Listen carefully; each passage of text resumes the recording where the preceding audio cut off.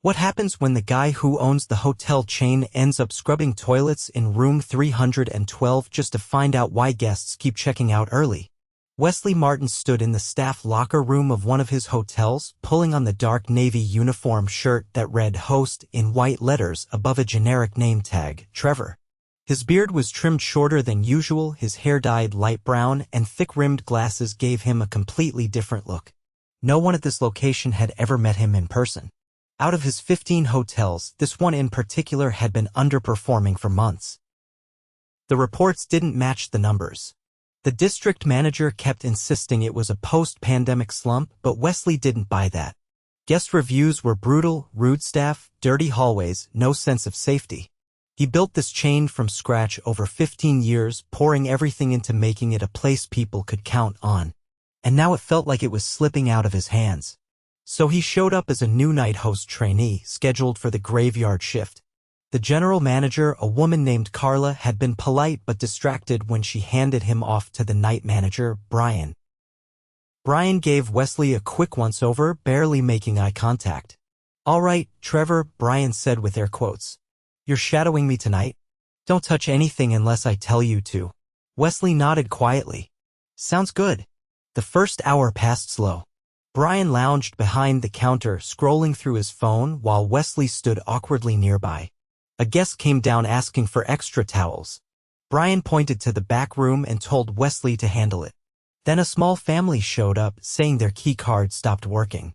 Brian sighed and waved for Wesley to walk them up with a new one. Wesley tried to stay quiet, but his stomach twisted. The front lobby smelled faintly like mildew. The hallway carpets hadn't been vacuumed. And worse, no one seemed to care. By 2 in the morning, things got slower. Brian disappeared into the back office, telling Wesley to watch the desk. But then something strange happened. A sharp, high-pitched chirp echoed from the ceiling above the lobby. Then again. Chirp. Wesley looked up. Is that the fire alarm? It chirped again. Clearly a low battery warning. He waited for Brian to come out. Nothing. He pushed open the office door. Brian sat in front of a small TV on the desk, watching a basketball replay with his feet up. "Hey, I think one of the fire alarms is I know. It's been doing that all week," Brian said, not looking away from the screen. "It's just a battery. Maintenance is short-staffed. Not my problem." Wesley blinked. "Wait, it's been going off for a week?"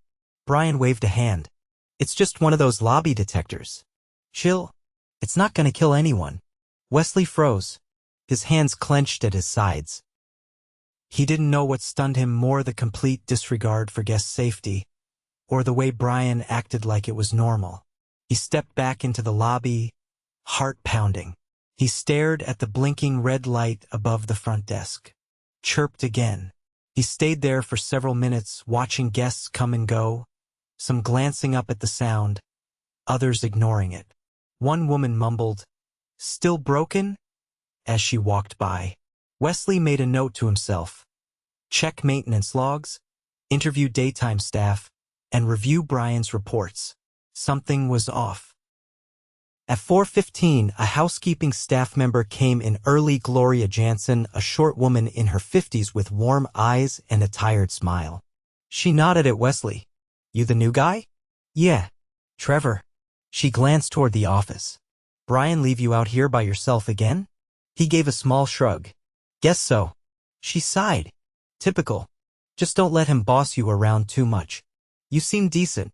Wesley smiled faintly. "Thanks." Gloria didn't linger. She went straight to work, pulling out a cart and heading toward the elevators. But that small moment stuck with him. Her kindness felt like a thread of hope in a place that had stopped caring. By morning, Brian emerged, tossing his keys on the counter. "All right, I'm out. You'll be training with Carla tomorrow. Don't be late." Wesley gave a quiet nod. As he walked out into the cold morning air, he felt the weight of what he'd seen pressing hard on his chest. The fire alarm chirped again behind him. And this time, it didn't feel like noise. It felt like a warning. The next night, Wesley arrived 15 minutes early. The sky was still a deep blue, the parking lot mostly empty except for a few cars parked in the shadows. He sat in the break room, watching the fluorescent lights flicker overhead. His body was tired, but his mind was wired. Something about this hotel felt like a dam ready to burst. Tonight, Carla was waiting for him. "Trevor, right?" she said, arms crossed, clipboard in hand. "You'll be covering the lobby with me until 11, then you'll shadow the housekeeping floor checks." He nodded. "Sounds good." She gave him a once-over, then turned on her heel. "Let's move." They made their way through the lobby. Carla walked fast, her heels clicking sharply against the tile. She pointed out procedures, how to log late check-ins, the guest incident logbook, and the stockroom key rotation. But her explanations felt rushed, almost mechanical. Wesley stayed quiet, letting her lead. When they reached the guest storage room near the loading dock, she paused. "Look, I'll be straight. We're short 3 people this week. 2 call-outs, 1 no-show. It's been like this for months. Don't expect hand-holding." Wesley met her eyes. "What would help most right now?" Carla blinked, clearly not expecting the question. "More staff. And someone upstairs to stop cutting every corner like it's a game." She turned away before he could ask more. "Now let's check the 3rd floor." They took the service elevator, which gave a low groan as it ascended. When the doors opened, the air felt heavier. The hallway lights were dimmer than the rest of the hotel, and a faint, bitter smell hung in the corridor like cleaning chemicals that hadn't been rinsed. As they walked, Carla glanced down at her phone and then abruptly stopped at room 312. "New guests checked out of here after 1 night. Said the sheets had stains. Housekeeping swears they changed them. Go in and take a look." She handed him a master keycard. Wesley pushed the door open and stepped inside. The room was dim, the curtains drawn. He flicked on the light. Clean at first glance. But when he peeled back the top layer of the bedding, a cold knot formed in his stomach. A faint brown smear trailed across the edge of the sheet. Not fresh, but unmistakably there. He called out, "You want to see this?" Carla stepped in, saw where he was pointing, and exhaled through her nose. "That's not from today. Gloria must have missed it. She's been slipping. Too many rooms, not enough time." Wesley looked at her. "How many rooms is she assigned?" 21. He paused. "That's not manageable." Carla shrugged. "Tell that to corporate.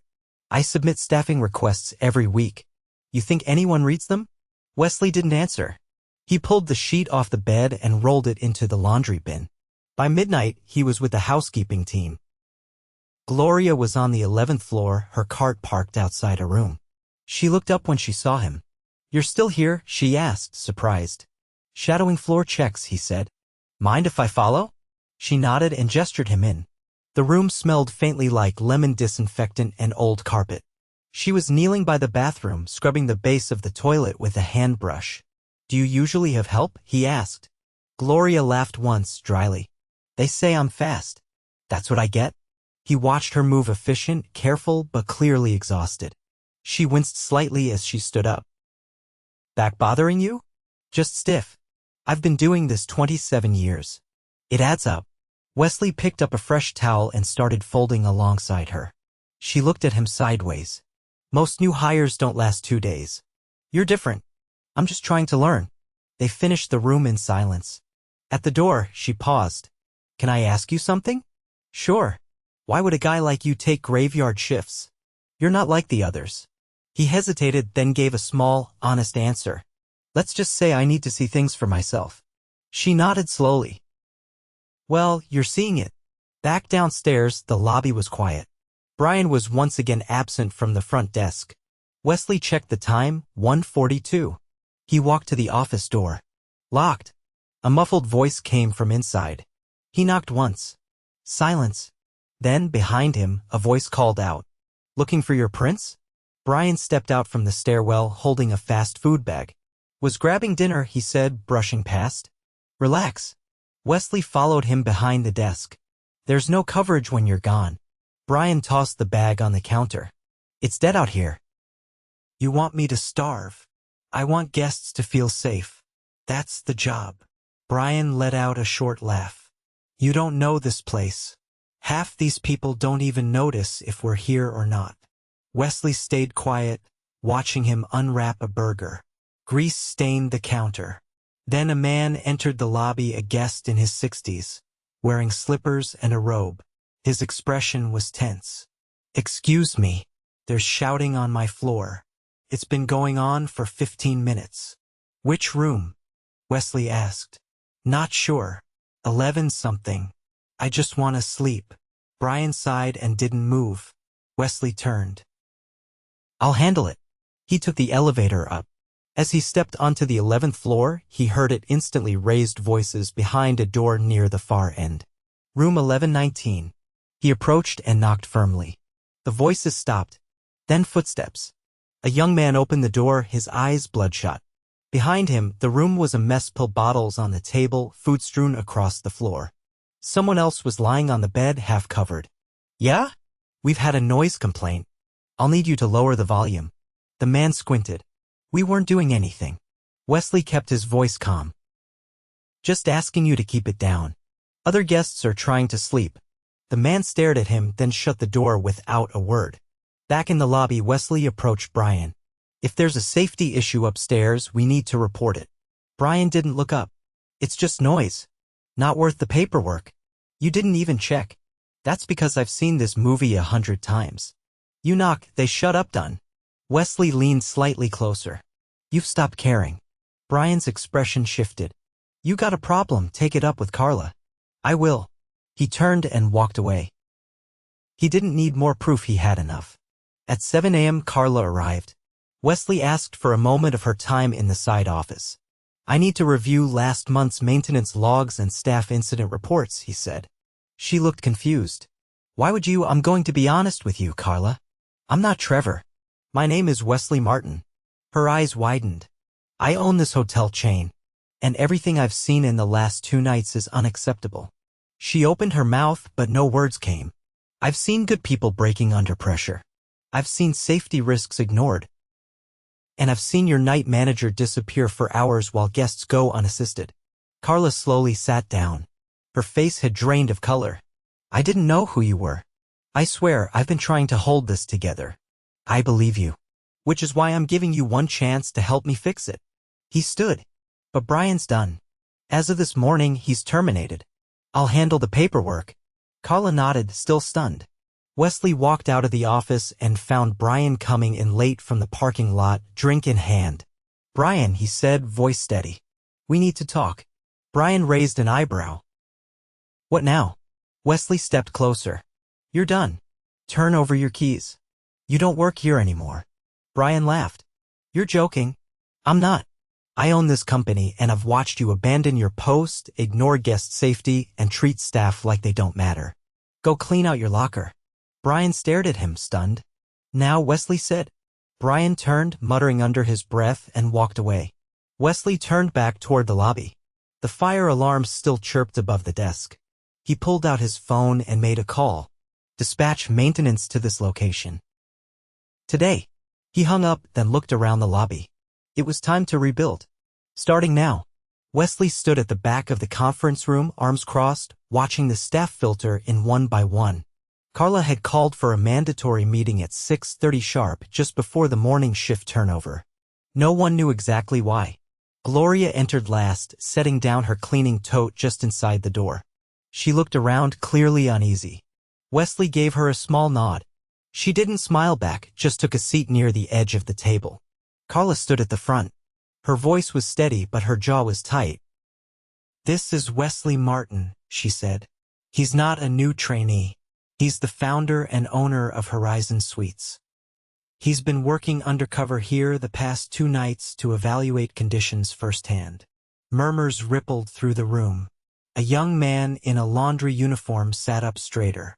The front desk clerk from the early shift, a woman with tired eyes and a hoarse voice, cast a sharp look at Carla. Wesley stepped forward. I didn't come here looking to trap anyone, he said. But what I saw left me no choice. He looked around the room, letting the silence do the work. This location has been on my radar for months. Guest complaints, falling occupancy, staff turnover. I've heard every excuse. But none of that prepared me for what I actually saw. No one spoke. A few shifted in their seats. I watched a night manager abandon the desk, ignore safety risks, and treat both guests and coworkers with complete indifference. That man is no longer employed here. He won't be back. The room stayed quiet, but the temperature shifted. A few shoulders relaxed. I also saw employees doing the work of 2 or 3 people without complaint. I saw dedication. I saw pride. And I saw exhaustion. He turned to Carla. You've been fighting to keep this place running. I can see that. But you've been doing it without the tools you need. That ends now. Carla gave a short, almost imperceptible nod. She looked like someone who hadn't let herself exhale in months. Wesley continued. First, we're hiring 3 additional full-time housekeeping staff effective immediately. Carla will begin interviews this week. No more 21-room assignments. That's not sustainable. He looked at Gloria. You'll be training them. Your attention to detail is part of what kept this building from falling apart. You'll be compensated for that additional responsibility.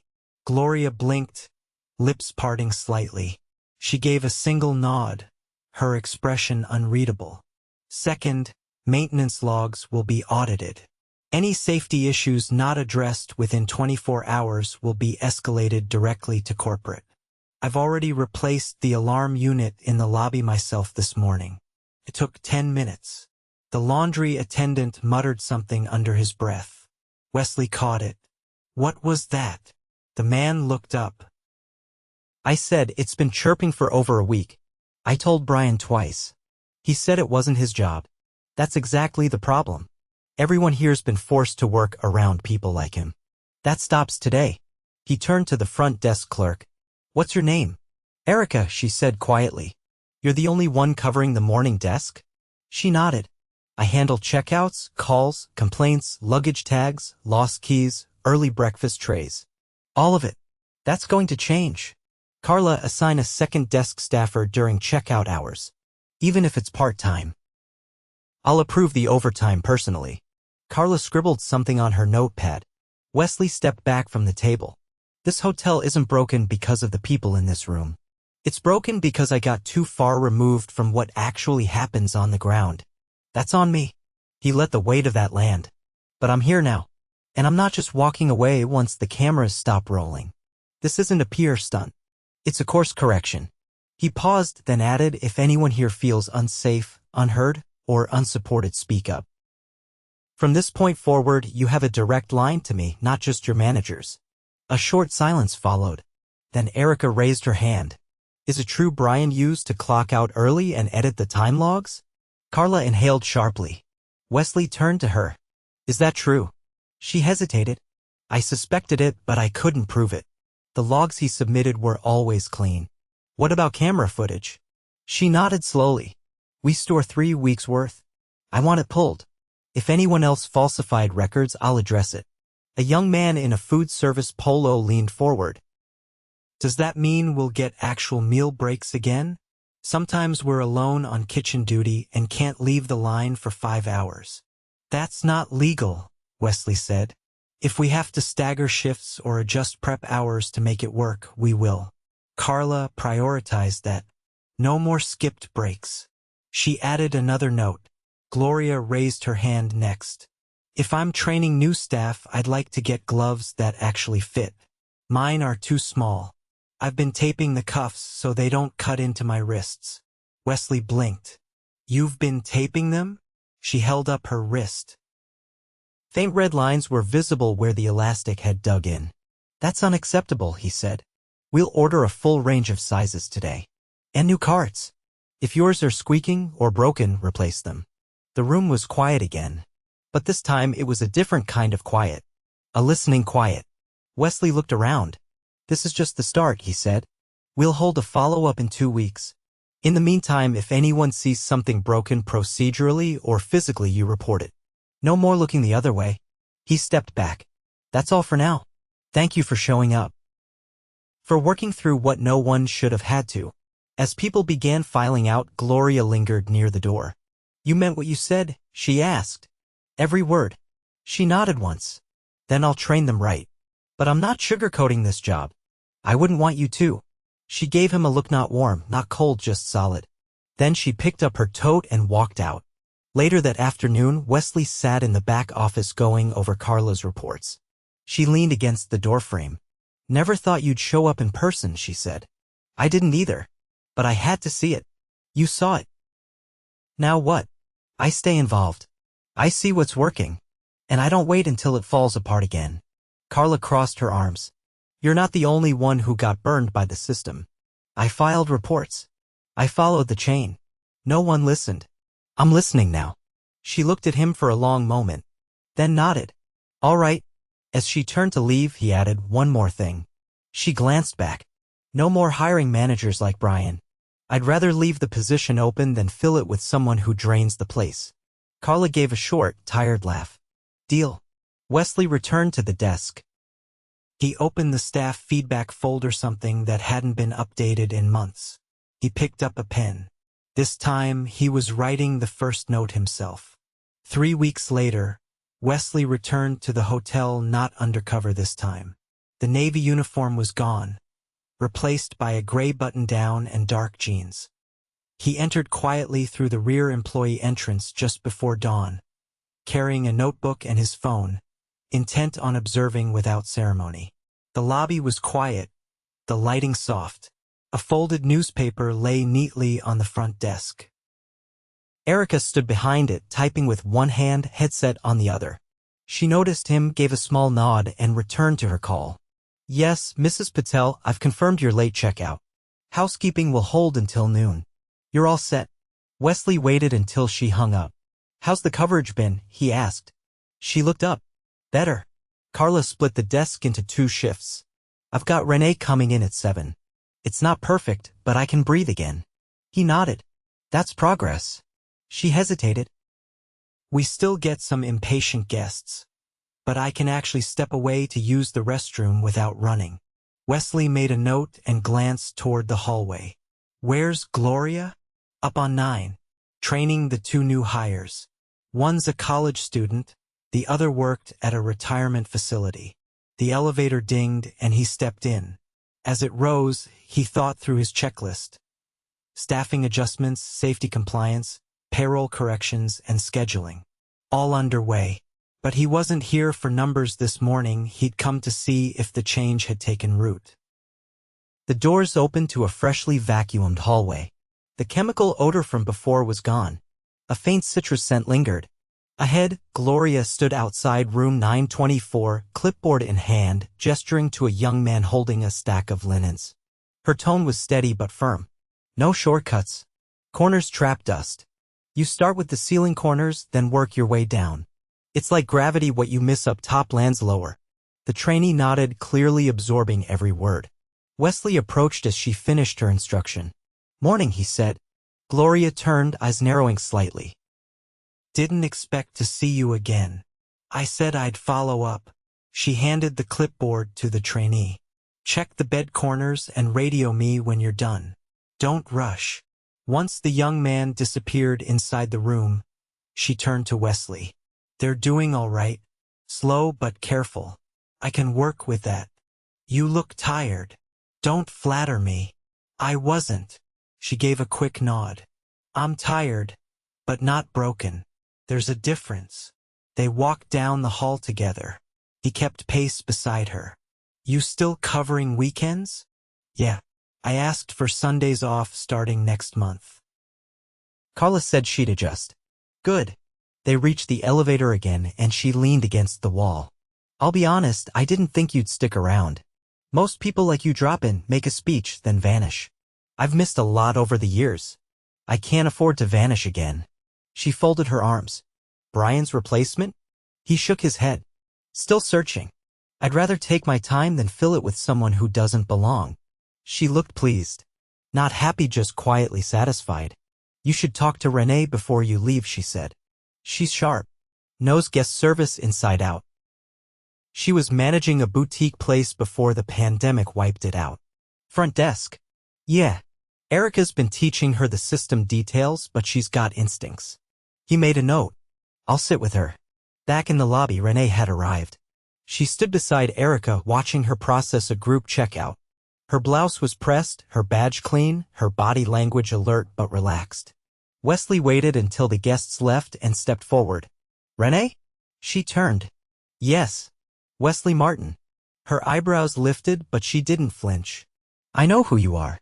He appreciated the honesty. I hear you've been learning fast. She nodded. I ran a 28-room boutique in Portland. We didn't have a brand name, but we had standards. What happened? Lost our lease during lockdown. The owner couldn't keep up with back rent.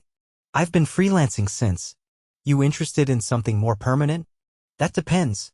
Is this place staying the way it's been the last 2 weeks, or are we going back to what I've heard it was before? He liked that answer.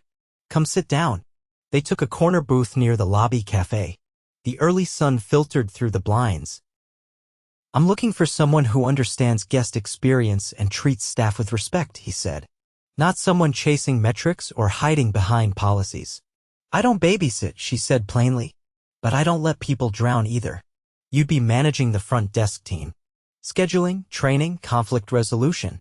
Carla would still handle operations. You'd report to her and to me. She leaned back. And if I say no? I keep looking. She smiled, just faintly. Then I'll save you the search. She extended her hand. He shook it. Start Monday. Work shadow shifts until the end of the week. Evaluation after 30 days. She stood. Deal.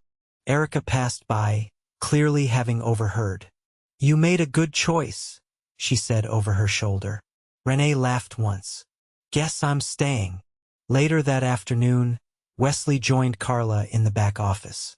The desk was cleaner, papers stacked in neat trays. A whiteboard behind her listed shift leads and staffing gaps. You've been busy, he said. I don't have time not to be. But I'm not doing it alone anymore. He sat across from her. Erica said she's getting her breaks. Gloria has 2 solid trainees. Maintenance caught up on the overdue tickets. Even the laundry carts got replaced. Carla nodded. We're stabilizing. There's just one more thing. She looked up. I want a quarterly review, not just financials. A real conditions audit. Staffing loads, guest satisfaction, safety compliance, and internal feedback. I'll fly in personally. Carla raised an eyebrow. You're serious? I've spent too much time reading sanitized reports. I'd rather hear the truth in person. She stood and crossed to the cabinet, pulling out a binder. Then start with this. Staff feedback survey from last week. I ran it anonymously. He opened it, flipping through handwritten comments. Some were blunt. A few were optimistic. Most were honest. He looked up. You did this on your own? No one's going to tell you the truth if they think it's just going in a file. I told them it was for me. He closed the binder. Then let's make it for both of us. She nodded once. All right. As Wesley left through the side door, the air outside was crisp. The sun had risen fully now, casting long shadows across the sidewalk.